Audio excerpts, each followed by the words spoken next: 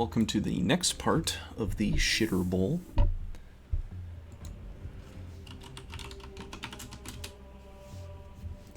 So, a messenger has arrived from Archaecephaly. The state of Archaecephaly would put a vote towards the banning of sailing to the United Nations. And Marignon proclaimed their prophet, Slayer of Astoria, their paladin. And Archaecephaly tried to expand to 2 provinces this turn. So this is against the Indies, and if you recall, I mentioned the number of cataphracts would ultimately determine if Archaecephaly was able to win this. Oh no. Yeah, no. No, there's no way. That's way too many. Maybe if there was like half this number, you could win. Like, none of this is very intimidating. Light cavalry will generally waste their time shooting their short bows that don't hit very hard and they don't hit very often. And light infantry are a joke. But these guys are no joke. They have 3 attacks, well, 2 plus 1 attacks, I suppose, that hit pretty hard. They've got pretty good protection, good defense. They're fast. They're not going to tire quickly. Like, their encumbrance is equivalent to a light infantryman. So, yeah, I don't predict Archaecephaly would win this battle, especially now with scripting like this. Well, Sermon of Courage twice is not bad. Oh, then, oh man, you could just see they got mutilated. The Peltasts cut down. Wow, that was a huge hit on that cataphract. 26 crit. And then they, wow, that was, okay. Maybe winnable? That was super lucky. Depends if they're, I don't know, they're getting pretty chopped up. Okay. The commander's running. Well, it was a good try. They routed all the light infantry, maybe? Yeah, so they all died. Indies that rout all get killed. So, disaster, but not really the worst. He lost 230 gold. Pretty bad. This was not unexpected. Did his commander make it out? Yes, and all of them successfully retreated, so he didn't lose any more at least.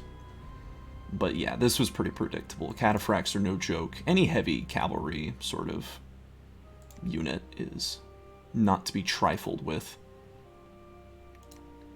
But perhaps his other battle went better.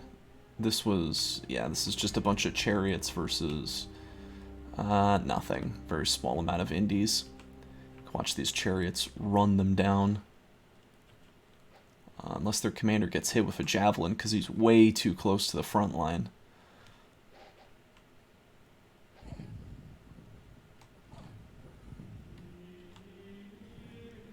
Looks like they've got it in the bag.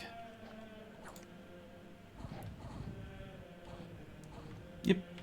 Good job. The commander still, though, he could have just got shot in the head, and that would have been a disaster. They took that without losses, and then an unexpected event. A band of robbers has been rooted out and their treasures confiscated. What an amazing and timely event, because Archaecephaly just lost a lot of gold.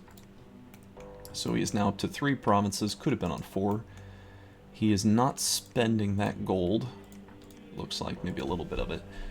Oh, he's really recruiting in his capital. A bunch of Peltas. I mean, he's getting everything. Mystic, too. Site searching over here with this guy. Sending his chariot commander into this province. I'm sure he'll have no problems here. Unless his commander gets hit. Well, do these guys have javelins? I don't think so. So, he's probably fine. Here is just Deer Tribe, and what is he sending? His prophet, huh? He's still casting Blessing, which there's no point. There's no sacreds here. It won't do anything. I don't know. That's a lot of Deer Tribe. Maybe he can win. Like, this is pretty accurate intel. It's in your dominion, and it's being scried out. But he's got to take his cap circle eventually, and the other options aren't super hot. Wolf Tribe are hard. probably the hardest tribe to beat. And even if he took this province, he wouldn't really have anywhere to expand to, except into these Ictiots, which are also pretty tough, especially for human-sized people to fight up against. So this is okay. I just think it's risky. Deer Tribe are crappy, but your units are crappy too. It really depends if the javelins connect or not. Maybe they will. Maybe the claim lives will save the day. Maybe the extra morale will do it. I don't know. I'm not sure how this goes. This seems a little iffy. This is a surefire thing, though. And yeah, he's recruiting a Mystic. He got one who he's named Battery 1.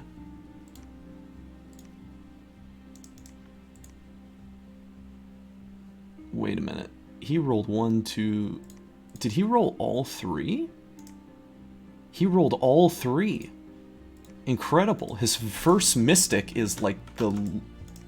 Wow, what a very lucky series of rolls. This guy's an excellent Sight Searcher. And he's great in Communions because he can cast half the spells in Dominions 5. That's really good. That's a really good mage to get. And he's sending him right away to this swamp, which unfortunately cannot recruit lizards, but he's going to Sight Search it, and I bet you he'll find something good with this many paths. Searching up here for nature is a good idea. Yeah, and he's still got this mounted commander just hanging out because of this bad battle. That commander would have been holding all of these troops and walking into another province if he won this fight, and then he could have been taking another one. That he's really been set back by these indie failures. But thankfully for Archaecephaly, his opponents are not doing that much better. Let's see, Ulm had one battle this turn, attacking Lion Tribe, I believe. Yeah, just a lot more Lion Tribe, but he's got even more pikes than he had before. I don't predict there'll be any trouble here. Maybe a few losses. He's taking some hits from the javelins, but he chops them up without any trouble. Losslessly, even. Ulm is so good at early game expansion. Unexpected event. People here are very displeased, and a substantial part of the population has left their homes in search of a better place to live. What an awful event. 2,000 people gone. However, he does have a hero. Alfred's brave deeds and his unequaled obesity are now told by bards and storytellers all over the world. That's pretty bad. He lost a lot of population in this province. That's not a small group of people. That's about a fifth of the population just up and left. Also, he should really be putting province defense in these. Province defense, if you up it to, I think 6 or 7, it cancels a lot of bad events that can happen, like barbarians pop up and take your province or something. Maybe not that event specifically, but stuff like that. And if you want to be even more defensive, 11 shuts out a lot more. So you should really put PD in provinces. Maybe you don't have to put that much. At the very least, you should put in a single PD, because if someone walks into it, you'll be able to see what they walked into it with. As it is, if these provinces get taken by something, he'll have no idea what took it, because no one was there to fight them. And he is still not using his extra commander point, but he's making a bunch of normal pikeneers. This is a little bit of the tism, but I would do this. Like, just, you've got the extra resources floating. You can, instead of 2 pikeneers, you could afford 2 black plate pikeneers. Surely it won't make the biggest difference in the world, but losing a mage every other turn definitely makes a big difference. He's floating a lot of money too. I assume he's sending out this mage because he rolled the fire random to Sight Search, but he should consider getting a fort up soon, and he should really make another commander because he's just stockpiling. He's gonna like have a big bunch of units in his capital next turn. They could probably beat these guys. Probably. This looks kind of sketchy to me. Bone Tribe Warriors hit really hard. If Ulm's going to have any trouble with anything, it's units that, indies that hit hard. Like, all of these are better choices, I think. I think all of these are easier expansion choices. Granted, this is in his cap circle, so he does need the extra resources. But no, this is just like, no, he needs another commander. He needs another commander. He needs to walk into this province. It's turn 4 already. He only has 1 expansion party. Like, even Archaecephaly has 2. And that guy's just been bullied by the indies at this point, and Ulm's just had like a cakewalk of an expansion. Oh, that's cool. This is a road. Neat. A nice mountain pass. Oh, it continues up here too. The red arrow's just blocking it. Yeah, that's neat. So he is site searching here. That's good. Good to site search earlier rather than later. Yep, sending a message to every nation. 3 million, 6 million, 11 million, or 14 million. Which is it? I don't know, it changes all the time, doesn't it? Fascia looks like they got the mercs still. Still? They just hired them.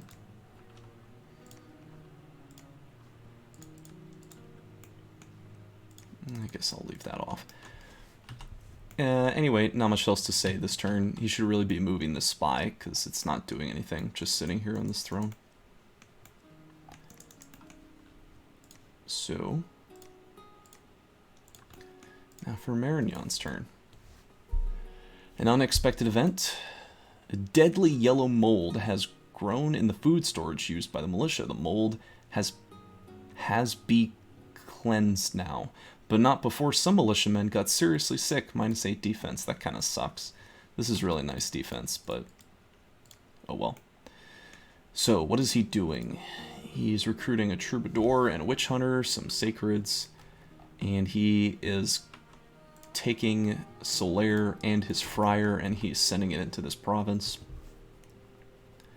The script looks pretty okay. I'm just a little, you know, always a little trepidation about sending crossbowmen with expensive, high protection units that don't have high HP values, because it's possible they could just get pinged with a crossbow bolt and executed.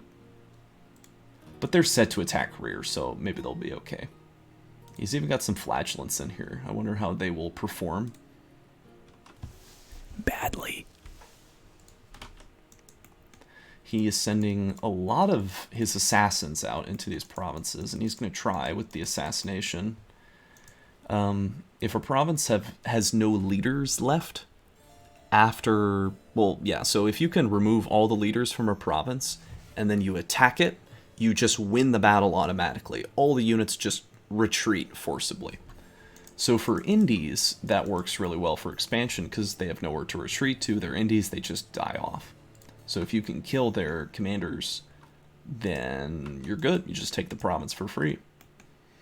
Troubadour seems like a cool option because he has seduction, which really only works against females. So it'd be really cool if he could go here and start seducing some of the Amazon leaders. He would get them as units, I think. So that would be a really nice boon early game. But otherwise, not much to say here. He's spending all of his money. He's spending his extra commander point that he has. So he's getting extra commanders. He is also sending a message to, "May the Lord of Light be with you all." That's nice.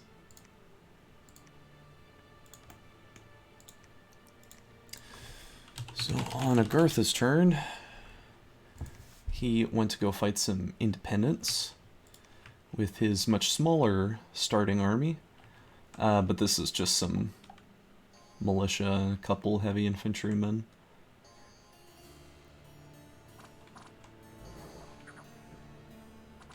Looks like for this formation, his battle strategy worked out better this time with the light infantry and the heavy sort of meeting at the same time.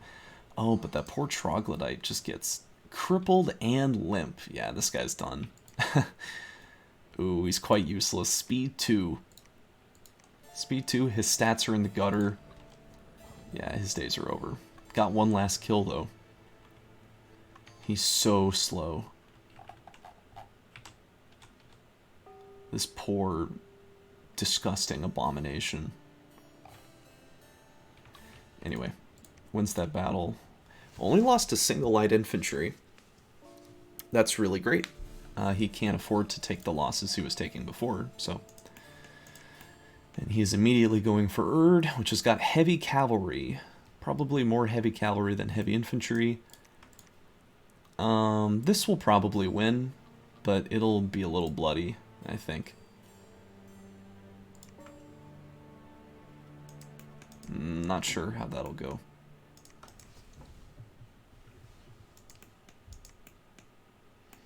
And what is he doing in his capital? He is recruiting a cave captain, some more heavy infantry, and he's just got a big mess of units. He'll probably send them out on an expansion. Looks good to me. If I were him, I would take one of these mages and send him down here to start site searching for Earth. But maybe he's just going to wait for a golem crafter to do that. That would probably is more efficient on the mage turns than this dude. He is still going for construction 2. Not really sure why. I mean, I guess there's a lot of like good earth weapons. You get like bracers of protection, great sword of sharpness. That'd be good. I'm not sure who he's gonna put it on, but you can never go wrong with construction. It's a good magic path. Like Ulm, I mean, maybe he's like, this is just forgetfulness, but putting some PD on a province is good. Yeah, I mean, I think this recruitment's fine. He is floating 1 commander point, so you could get away with making like a trainer and then making maybe a few more trogs. Maybe this is a little insane, but then you could have like a troglodyte expansion army along with a more human-centric expansion army, and I think they could do it. I think the troglodytes could. The troglodytes could smash this province without taking any losses, probably, and the humans could take this, for sure. Now just make your expansion a little bit faster.